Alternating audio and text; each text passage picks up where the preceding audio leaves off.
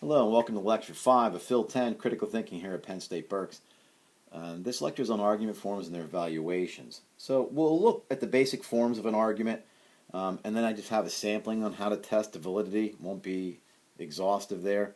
And then we'll look at two argument forms, the modus ponens and tollens, and then again just a sampling of how to determine whether or not actually the state of affairs within the premises are true, and therefore not just to have a valid argument but also a sound argument. So in deductive arguments, the validity is determined by the form and the structure, and then again the actual state of affairs of each premise and how then that is within a valid argument determines whether or not it is not just valid but also sound. So the validity itself is just the relation of the premises to the conclusion. We're not at this point concerned with whether or not the actual premises are true. So here's a syllogism. If the earth moves around the sun, then the stars would appear to shift. The stars do not appear to shift with respect to each other, therefore the earth does not move around the sun. So this is a valid argument. Here you could just see a description. I have a real quick diagram to show you that, if the sun, as it is, but if it was thought to be, let's go back, the Copernican time with Galileo, who was not really, even though this was the idea that by the given season of the year, it would have a different perspective in order to see the stars. But they theorized that, but were not able to prove it. And the reason why they're not able to prove it is they did not have at the time instruments that could pick up that just slight variation and such. So that is known as a stellar parallax. Now, the reason why this is not sound is because the stars actually do shift with respect to one another. But that is false. So this is a valid but an unsound syllogism. So the truth of Q, we'll say, depends on P. So if we're going to determine whether or not the stars do appear to shift with each other, if that truth depends on the earth moving around the sun, then we're going to be able to say if P then Q, but Q is false, so then P is false. And there's how it would look, at least in logical equation and such. So let's break this down into another type of argument so that hopefully it offers some clarity. If we're going to start with our premise P, that we have class on Thursdays, and premise Q, or conclusion, we have class today, we would say if we have class, it's Thursday. Well, we have class today, so it's Thursday. Now that's a valid argument form. So we have if P then Q, well it is Q, so therefore P. And then we have class today, so it's Thursday. If P then Q, Q is true, so then P is also true.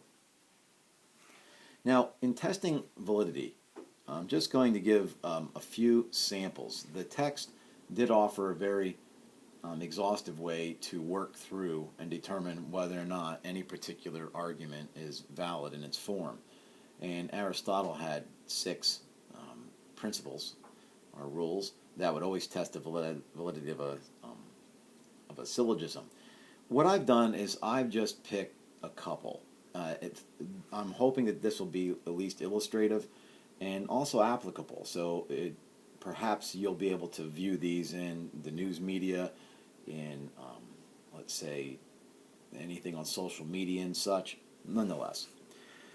Now, an undistributed middle, and I should say this, that what helps here is that oftentimes we almost intuitively know something doesn't sound right, but we're not able to say exactly why it's not right. Well, that's the beauty of studying critical thinking and logic, is that you can put a name to that face. So it isn't just something here doesn't look right. You can actually say it's not right, and here is why there's a problem with the validity of your argument. All right. So an undistributed middle. Now, the middle term must be distributed once. I'm going to explain what that is in a second. So here would be a syllogism. All apples are fruits, and all pears are fruits. Therefore, all apples are pears. Now, we know that's wrong, but we just know it's wrong because we know that all apples cannot be pears.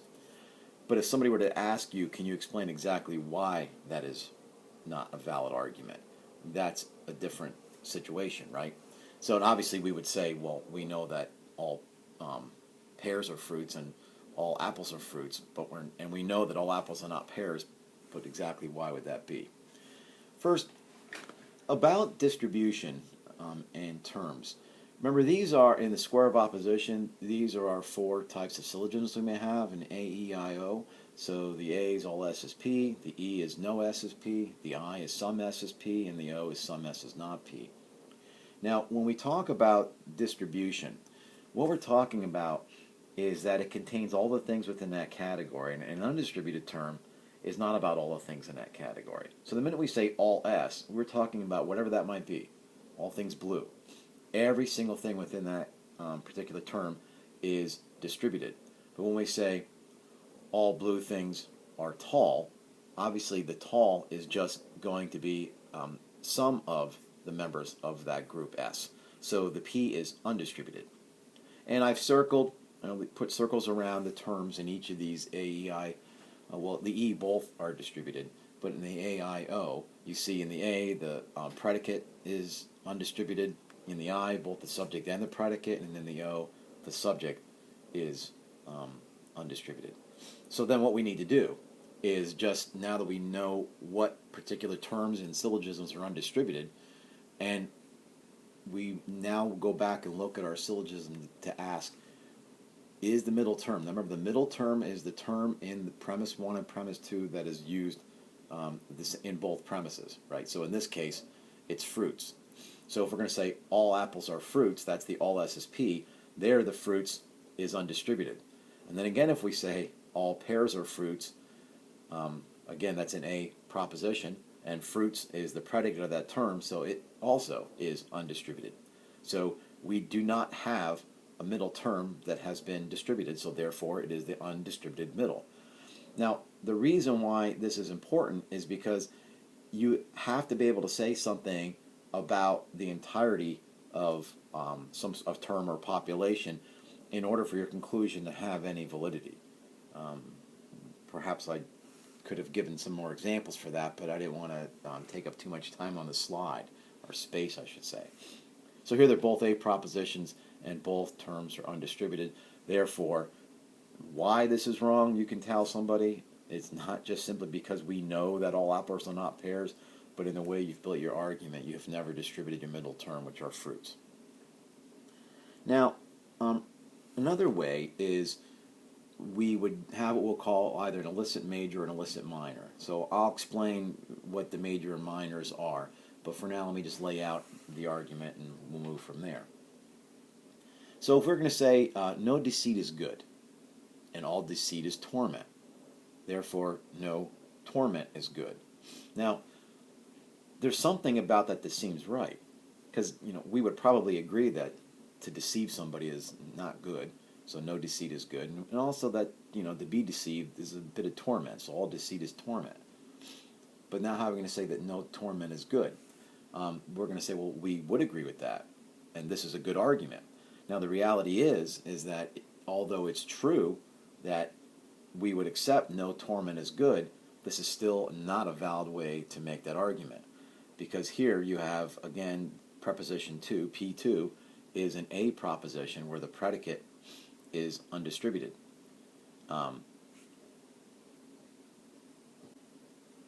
But that same term where it shows up in the conclusion, which is now an E proposition, no S is P, it is distributed. So you can't have something that is distributed in the premise, or undistributed in the premise,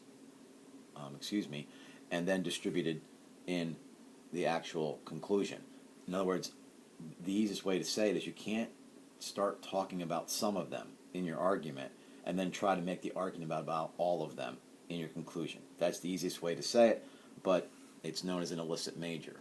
But you notice that both these premises are true, and the conclusion is true. So do you see, you can have a valid argument where you have something, let's say, wrong with the actual, how do we want to use the word, state of affairs, but yet it's still valid. Well, you can have a conclusion that you agree with, say it lines up with the state of affairs and also our psychological attitude towards it, but the argument's still not good. So you have to find a different way to build it. Now, relative to that is an illicit minor. All shipping is prime. All shipping is a quality service. Therefore, all prime is quality service. Well, here what you have is you have the term prime in an A proposition. All A is P. So all shipping is the subject, prime is the predicate. The term prime is undistributed there. And now you've distributed it in the conclusion. So the difference, though, between this and the illicit minor and the illicit major is where the error in distribution originally appears. All right. So an illicit major, it's going to show up in the major premise, and an illicit minor, it's going to show up in the minor premise. Now, how you know which ones are which is that in your conclusion, all prime is quality service. The subject in your conclusion is known as the minor term, and the predicate in your conclusion is known as the major term. So wherever that minor term shows up, that's the minor premise. Wherever the predicate shows up in that's the major premise. So that's how we determine whether or not these are illicit majors or illicit minors. So I hope that was not too confusing for you. Now let's look at some valid argument forms. And here we're going to keep in our minds that P is the symbol we'll represent for the antecedent and Q for the consequent. So P will come first and Q will follow. Now there's two, modus ponens and modus tollens, that we're going to talk about. Let's first look at modus ponens. It says that if P, then Q, well, we have P, therefore Q. To put it into a simple argument form, we might say, if you have a key, then you can open the door. Well, okay, so if P, then Q, well, we have P, we have a key, therefore Q, we can open the door. So if you have a key, then you can open the door. We have a key, therefore you can open the door. This is what we would call affirming the antecedent. All right, so remember, P is the antecedent and Q is the consequent. It could be a fallacy if we flip it around and we affirm rather the consequent. So let's say it this way. If you have a key, then you could open the door. Now remember, instead of putting the P first, now we're going to put the Q first, because we're going to affirm the consequent, which makes it a fallacy. So let me reread it. If you have a key, then you can open the door. Well, you can open the door, therefore you have a key. Now, we know there's other reasons why the door could be open. It could not be locked, right? So if modus ponens is affirming the antecedent, then the fallacy that follows or flows from it, you can say, is that which affirms the consequent. Now, the modus tollens is similar, but rather than P therefore Q, it'll actually deny the consequent. So if P then Q, well, it's not Q. Well, then it's not P. So we would say if you build a fire, then the room will be warm. Well, the room is not warm. Therefore, you haven't built a fire. And you could probably think of, other ways that you could plug, experiences into that to show exactly how that would work. But these are valid argument forms. Now here, the fallacy will be to deny the antecedent. So if you build a fire, that's the antecedent, then the room will be warm. But we're going to deny that first one, P. We're going to say you have not built a fire. Therefore, the room is not warm. Well, we don't know that, right? So modus ponens, you're affirming the antecedent. The fallacy would be to affirm the consequent, to think that the consequent flows in the other direction. In modus tollens, we would deny the consequent. But if you deny what comes before, thinking that what follows is a logical, let's say, conclusion from that, that would wind up being fallacious. So just keep in mind, at least with each of these, that with the modus tollens we're denying the consequent, and with modus ponens we are affirming the antecedent. All right. Now the last part here is there's many ways that you can try to determine what exactly would be the truth value for each of the let's say, the propositions in our syllogism. So we've looked up to this point just in terms of whether or not the form of the argument is valid and if there's a formal and informal fallacy. But how do we now determine if we want a sound argument, which is not simply that the form of the argument is good, but that the premises are true, and therefore the conclusion naturally follows as true too, because that's obviously what we would want in our own discussions.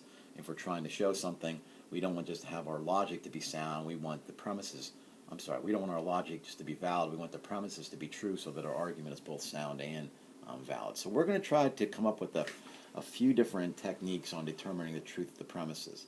And this could be quite exhaustive, but I tried to pick a few that I think at least are we experience probably on a more regular basis. So begging the question, now you know this is circular reasoning. This one's not a difficult one to identify, but it could be embedded in a way that sometimes isn't so clear. So in basic logic structure, you're just saying P, and therefore P. Now, if somebody just were to say that, you would say, well, that doesn't make any sense, but obviously what we're trying to prove is that you can't use premises to support your conclusion by means of having your conclusion be your premise. In other words, you want to have premises that lead to a conclusion, but if your conclusion is just a reiteration of your premise in some, masterful, say, how do you want to say, cloaked way, then we have begging the question fallacy. Now here's some ways that we might hear it, that it's not so evident, but we know something's wrong with what somebody has just said. So a person might say, liars don't tell the truth. Why? Because I'm not a liar. Well, it's just a self-affirmation, right? I mean, all you've done is made the same claim in your conclusion as you did in your premise. So we might do this rhetorically to try to get out of a situation and such, but we cannot, be our own authority. Like, in other words, we couldn't say, well, why should I believe you? Well, because I'm believable. That type of thing. If somebody were to say that used car is a great deal, why? Well, it's true because, trust me, I know good deals when I see them. Well, maybe if the individual was an extreme authority and the case was simple enough that this would make sense, fine. But we would never go and buy a used car from an individual whose only argument for the fact it's a good car is that they know cars, that type of thing. I think that's pretty straightforward. Now, in assessing the premises, this is a little more complex, and I've only picked one particular example to work through this. This is where we almost have to have a little bit of humility and what is often known in academia as the academic reserve. In other words, maybe not jump to quick conclusions. And it's okay, like, let me go a little bit of an aside here. In virtue ethics, the virtue of prudence is not to be cautious. That's a modern connotation of the word to be prudent. But prudence as a virtue means, how to know what to do the right thing in a particular circumstance, a concrete situation. And it's how an individual's form their consciences. So, there are, say, 3 subjective parts of the virtue of prudence, and one would be counsel. So you spend a lot of time trying to determine what might be the right thing to do, and then eventually you form a judgment, and then that judgment follows with a command. But how do you counsel? I mean, where do you counsel? Well, there's an ancient saying that says if you don't know what the prudent thing is to do, then go and ask a prudent person. So it's sometimes difficult for us to really assess the state of affairs of a particular premise. But nonetheless, here are at least 5 things to consider. Favorable conditions, appropriate skills, like do we have the appropriate skills to work through it? Do we check our own bias? Where are we coming from on this? How good is our memory? Are we really recalling things as they are? Because, well, I'll get back to that. And then the higher the stakes are in any particular premise is going to mean an increase in the necessity for making sure that this is as acceptable as possible. In medical ethics, this comes up all the time because you want to have an individual consent to a particular operation or procedure, and you don't necessarily perhaps question their competency, but depending on the severity of what it is happening, let's say something that could be very life-threatening, you want to have a higher threshold to determine their competency. So same thing here. Higher the stakes, more caution. So there's many such conspiracy theories around the assassination of President John F. Kennedy. One of them is that the mob assassinated John F. Kennedy because he did not successfully overthrow Castro in Cuba, and the mob had a lot of casinos down in Cuba, so now they remain shut. So this was their way of getting back at him. All right. So if somebody were explaining this to us, and to be honest, oftentimes people can be very convincing in their arguments. We're going to start just by asking, where are we getting this news from? Who is this individual? Who's writing about it? So there are aspects of credibility here that come up first. Now, let's look at social media. Many things get passed around. So the part of what the conspiracy was with Russia being involved in the so-called fake news in our elections was that they were pushing things out there that were deceiving the public, and the public needed to be shielded from this deceptive news. Well, wouldn't it have been better if our public was simply astute enough that they had a little bit of resiliency and were not affected by this so-called news? But one of the things they could at least do is, where exactly is the source of this news?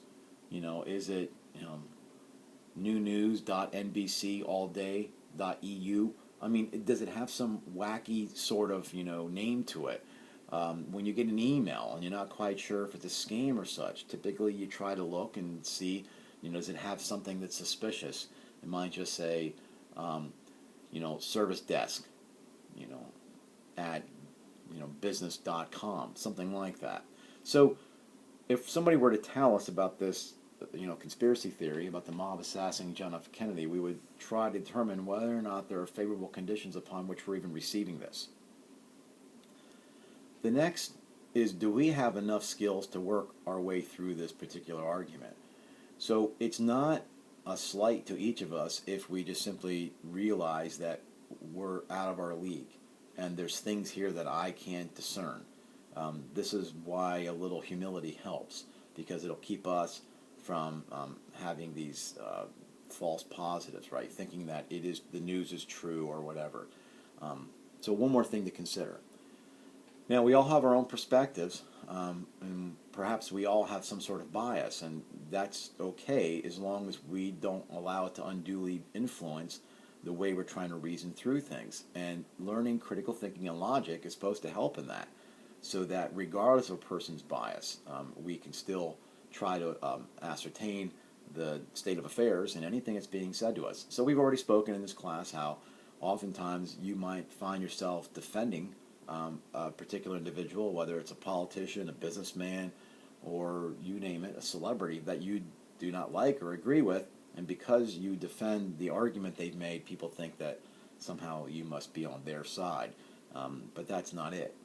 But also here too is, part of the problems in this cognitive dissonance we have is that we don't really search out things that oppose us. So psychologically, if we're confronted with news that seems to go against how we feel, I think I've already shared with you that psychologically, if it just brings us into a state of anxiety, oftentimes we look to try to resolve the anxiety, and that means going, in different directions. But if we just fall into anger, anger tends to make us go and search those things that affirm our positions already. So it actually even confirms our own bias and continues it and such. And hashtags and social media don't help because we typically get to see more of the things that we already agree with. Memory has a big part of this. In other words, even in this particular accusation about the mob, there's a lot of historical events there that are going to be important. And how well do we remember those? Because if we don't recall something that could dislodge this as being, the state of affairs, then our lack of memory is what really contributed to us looking at this favorably and not its own exact, truth value. And again, if this were a minor thing, then we wouldn't have to have such a high threshold, say, for assessing the premises. But this is the assassination of a sitting president of the United States. It's no little thing. So there's going to be a little bit of a sliding scale there. So whenever we're trying to look at various arguments and we're determining that yes, this argument is valid, but not to go back and try to see the actual state of affairs and the truth value of any proposition, how do I do that? This is at least the means to have as much certainty as we possibly could.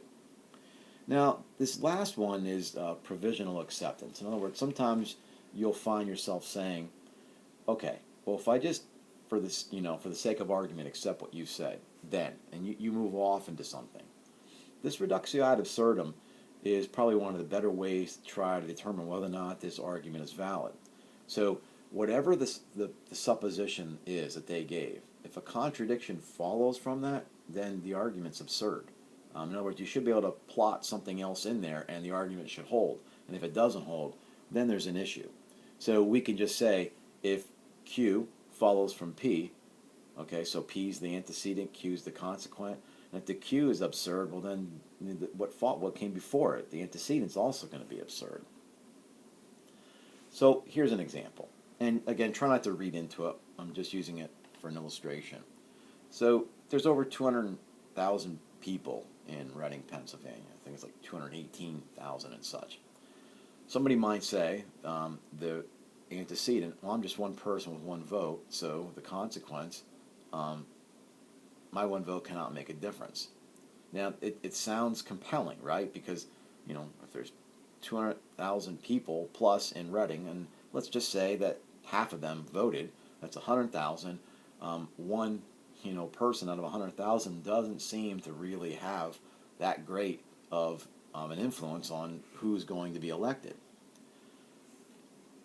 But here's how you would, take the contradiction from the supposition and then determining whether or not the argument is absurd by what you started out with, your antecedent.